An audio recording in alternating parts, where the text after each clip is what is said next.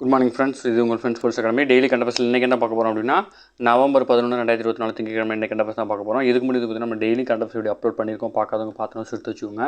அது மட்டும் இல்லாமல் நம்மளோட சேனலை வந்து சப்ஸ்கிரைப் பண்ணுங்கள், சப்போர்ட் பண்ணுங்கள், முடிஞ்சவங்க ஃப்ரெண்ட்ஸ்லாம் ஷேர் பண்ணுங்கள். நம்மளோட ஃப்ரெண்ட்ஸ் ஸ்போர்ட்ஸ் அகாடமி அப்படின்ற டெலிகிராம் சேனலையும் வாட்ஸ்அப் சேனலையும் ஜாயின் பண்ணிக்கோங்க. இம்பார்ட்டன்ட் அப்டேட்ஸ்லாம் உங்களுக்கு அதில் உடனே கிடைக்கும். கண்டபஸ் பார்க்கறது முடியும். இது பார்த்தீங்கன்னா 2025ஆம் ஆண்டு சரிங்களா, நம்ம காவல்துறையில் வந்து பார்த்திங்கன்னா 6000க்கும் மேற்பட்ட காலி பணியிடம் வந்து நிரப்ப இருக்கிறாங்க. இதில் வந்து பார்த்திங்கன்னா 2ஆம் நிலை காவலர் பணியாளர்கள் மட்டும் பார்த்திங்கன்னா 5000க்கும் மேற்பட்ட காலி பணியிடங்கள் இருக்கிறதா வந்து பார்த்திங்கன்னா ஆல்ரெடி நமக்கு ஆர்டிஐ தகவல் வந்துருக்குது. இதில் வந்து பார்த்திங்கன்னா 2025ஆம் ஆண்டு 2ஆம் நிலை காவல்துறைக்காக நம்ம அகாடமி சார்பாக Indian PC online test batch அப்படின்னு ஒன்று லான்ச் பண்ணியிருக்கோம். இதில் வந்து பார்த்திங்கன்னா மொத்தம் உங்களுக்கு 60க்கும் மேற்பட்ட தேர்வுகளும் 6000க்கும் மேற்பட்ட வினாக்கள் உங்களுக்கு கிடைக்கும். இதுக்கு வந்து பார்த்திங்கன்னா இதுக்கான அட்மிஷன் வந்து போயிட்டுருக்கு. இதுக்கு வந்து பார்த்திங்கன்னா ஓல்டு ஸ்டூடெண்ட் வந்து பார்த்திங்கன்னா 2000, நியூ ஸ்டூடெண்ட் வந்து 2500 வந்து பார்த்திங்கன்னா ஃபீஸை நம்ம வந்து ஃபிக்ஸ் பண்ணியிருக்கோம்.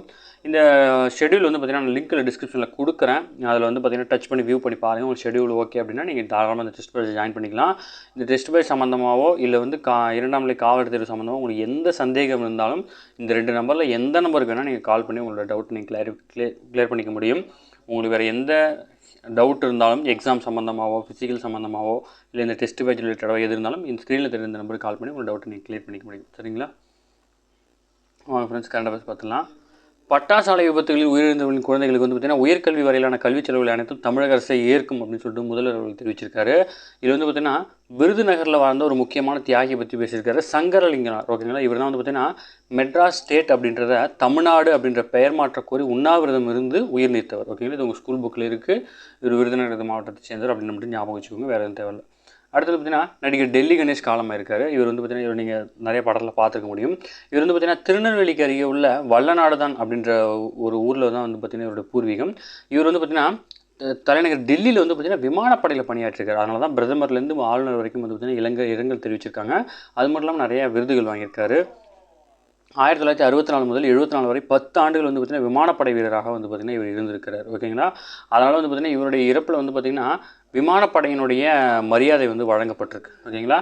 1979ஆம் ஆண்டு பசி அப்படின்ற திரைப்படத்துக்காக தமிழக அரசின் சிறந்த நடிகருக்கான விருது வந்து இவர் வாங்கியிருக்காரு. மேலும் தமிழக அரசின் கலைமாமணி விருது வந்து பார்த்திங்கன்னா 93-94 காலகட்டத்திலே வாங்கியிருக்காரு. ஓகேங்களா? சமீபத்தில் நடந்த தென்னிந்திய நடிகர் சங்கத்துடைய பொதுக்குழு கூட்டத்தில் வந்து பார்த்திங்கன்னா டெல்லி கணேஷ்க்கு வந்து பார்த்திங்கன்னா கலையுலக வாழ்நாள் சாதனையாளர் விருதும் வந்து பார்த்திங்கன்னா வழங்கப்பட்டிருக்கு. ஓகேங்களா? இவரை பற்றி இது மட்டும் தெரிஞ்சுக்கிட்டால் போதுமானது.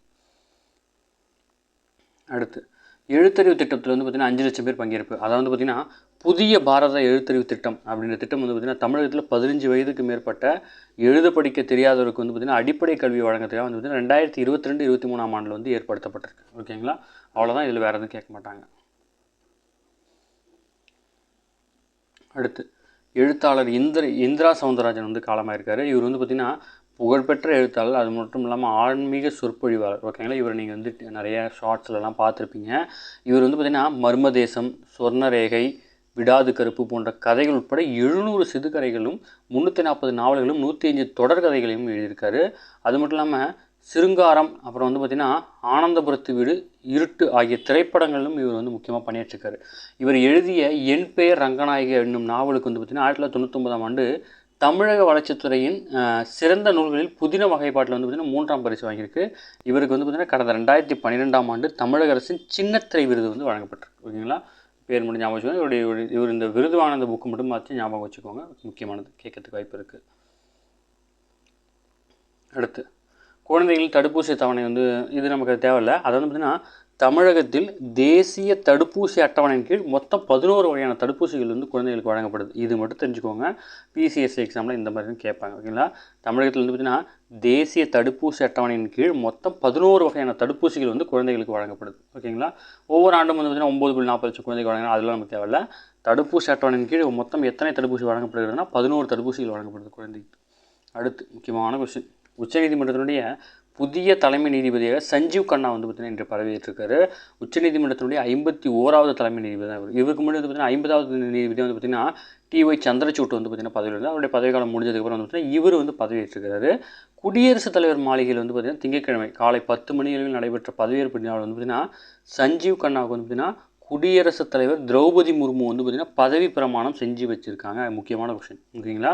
உச்சநீதிமன்றத்தினுடைய தலைமை நீதிபதிக்கு வந்து பார்த்திங்கன்னா யார் பதவி பிரமாணம் செஞ்சு வைப்பா அப்படின்னா திரௌபதி முர்மு தான் பதவி பிரமாணம் செஞ்சு வச்சுருப்பார். அதேமாதிரி வந்து பார்த்திங்கன்னா திரௌபதி முர்மு அதாவது குடியரசுத் தலைவருக்கு வந்து உச்சநீதிமன்ற தலைமை நீதிபதி தான் வந்து பார்த்திங்கன்னா பதவி பிரமாணம் செஞ்சு வச்சுருப்பார். 2 பேரும் மாற்றி பண்ணிக்குவாங்க. அதை மட்டும் ஞாபகம் வச்சுக்கோங்க.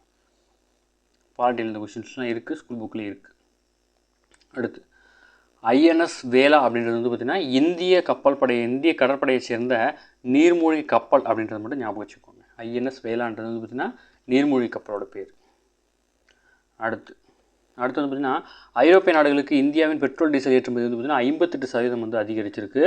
உக்ரைன் போருக்கு பிறகு வந்து பார்த்திங்கன்னா ரஷ்யா கச்சா எண்ணெய் வந்து பார்த்திங்கன்னா அதிக அளவில் வாங்கும் நாடுகளுடைய பட்டியலில் சீனா முதலிடத்திலும் இந்தியா 2வது இடத்திலும் இருக்குது. ஓகேங்களா. கடந்த அக்டோபர் மாதத்தில் வந்து பார்த்திங்கன்னா 200 கோடி யூரோ மதிப்பிலான ரஷ்ய கச்சா எண்ணெய் வந்து பார்த்திங்கன்னா இந்தியா இறக்குமதி செஞ்சிருக்கு. ஓகேங்களா. இதை சுத்திகரிப்பு பண்ணி நம்ம வித்துட்ருக்கோம். இதில் வந்து பார்த்திங்கன்னா இந்த ஆண்டு வந்து பார்த்திங்கன்னா அதனுடைய வளர்ச்சி வந்து அதிகமாக இருக்குது. அடுத்து மகளிருக்கான WTA வந்து பார்த்திங்கன்னா ஃபைனல்ஸ் டென்னிஸ் போட்டி ஒற்றையர் பிரிவில் வந்து பார்த்திங்கன்னா அமெரிக்காவின் கோகோ கப் சாம்பியன் பட்டம் வென்றிருக்காங்க. இந்த போட்டியில் இவங்க வென்ற முதல் பட்டம் இது தான். ஓகேங்களா. நமக்கு வந்து கோகோ கப் வந்து பார்த்திங்கன்னா இவர் எந்த விளையாட்டோட தொடர்புன்னு தெரிஞ்சு வச்சுக்கிட்டா போதும். ஓகேங்களா. அதை தாண்டி எதுவும் கேட்க மாட்டாங்க. அடுத்து முக்கியமானது அதாவது இந்தியாவில் அசாதாரண தட்பவெப்பத்துக்கு கடந்த 9 மாதங்களில் 3500 பேர் உயிரிழந்திருக்காங்க. 2.3 லட்சத்துக்கும் அதிகமான வீடுகள் வந்து சேதமடைந்திருக்கு. ஓகேங்களா. டில்லியை சேர்ந்த அறிவியல் மற்றும் சுற்றுச்சூழலுக்கான மையம் வந்து சமீபத்தில் வெளியிட்ட அறிக்கையில் தான் வந்து தகவல் வந்திருக்கு. 2024ஆம் ஆண்டு முதல் 9 மாதங்களில் 93% நாட்கள், அதாவது மொத்தமுள்ள 274 நாட்கள் வந்து பார்த்திங்கன்னா 255 நாட்கள் அசாதாரண தட்பவெப்பநிலை வந்து பார்த்திங்கன்னா இந்தியாவில் நிலவிருக்கு. இந்த பட்டியலில் வந்து பார்த்திங்கன்னா உயிரிழப்புகள் அதிகம் ஏற்பட்ட மாநிலங்களில் கேரளா முதலிடத்திலும், மத்திய பிரதேசம் 2ஆம் இடத்திலும், அஸ்ஸாம் வந்து 3ஆம் இடத்திலும் இருக்குது.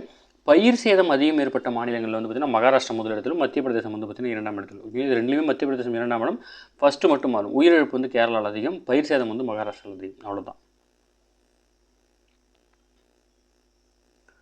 அடுத்தது பார்த்திங்கன்னா நம்ம நேற்றே பார்த்தோம் மாமன்னர் ராஜராஜ சோழனுடைய முடிசூட்டு நாள், அவருடைய பிறந்த விண்மீனாகிய ஐப்பசி சதய நாள் என்று வந்து பார்த்திங்கன்னா கொண்டாடுறாங்க. இதில் வந்து பார்த்திங்கன்னா நிகழ்ந்த 1039வது சதய விழா வந்து கொண்டாடிருக்காங்க. அது மட்டும் ஞாபகம் வச்சுக்கோங்க. ஓகேங்களா. ஓகே ஃப்ரெண்ட்ஸ், இன்றைக்கி கண்டபஸ் அவ்வளோதான். நம்ம டெய்லி கண்டபஸை டெய்லி பார்த்துருங்க. அப்போ தான் மந்த்லி வீக்லி போய் உங்களுக்கு ஈஸியாக இருக்கும். நம்ம சேனல் சப்ஸ்கிரைப் பண்ணுங்கள், சப்போர்ட் பண்ணுங்கள். முடிஞ்சவங்க ஃப்ரெண்ட்ஸ்லாம் ஷேர் பண்ணுங்கள். நம்மளோட ஃப்ரெண்ட்ஸ் புடிச்ச அகாடமி டெலிகிராம்லையும் வாட்ஸ்அப் சேனல் ஜாயின் பண்ணிக்கோங்க. நம்மளோட இந்தியன் பிசி ஆன்லைன் டெஸ்ட் பேஜில் வந்து விருப்பமுள்ள மாணவர்கள் தாராளமாக சேர்ந்துக்கலாம். இப்போயே நீங்கள் ஜாயின் பண்ணிங்கன்னா உங்களுக்கு டெஸ்ட்டுக்கான வந்து பார்த்திங்கன்னா அந்த எக்ஸாம் டேட் வந்து பார்த்திங்கன்னா நிறைய இருக்கும். உங்களுக்கு ரிலாக்ஸாக படிக்க முடியும். கால்ஃபர் வந்ததுக்கப்புறம் நீங்கள் ஜாயின் பண்ணுறீங்க அப்படின்னா அந்த டேட்டு குறைஞ்சிரும். உங்களை ஃபாஸ்ட்டாக டக்குன்னு படிக்க முடியாது. அந்த 2 days லீவில் ரிலாக்ஸாக படிங்க. இப்போலேருந்து ஸ்டார்ட் பண்ணுங்கள். கண்டிப்பாக பிசி எக்ஸாம், எஸ்ஏ எக்ஸாம் வருது. நீங்கள் நம்பி தாராளமாக படிக்கலாம். கண்டிப்பாக கால்ஃபர் வரும். சரிங்களா. உங்களுக்கு வேறு எந்த டவுட் இருந்தாலும் ஸ்க்ரீனில் தெரியல இந்த நம்பருக்கு வந்து நீங்கள் தாராளமாக கால் பண்ணலாம். உங்களுக்கு வந்து நாங்கள் கண்டிப்பாக ரிப்ளை பண்ணுவோம். சரிங்களா. எந்த நம்பருக்கு கால் பண்ணாலும் உங்களோட டவுட்டு கண்டிப்பாக கிளியர் பண்ணுவோம். ஓகேங்களா. Okay, thank you friends.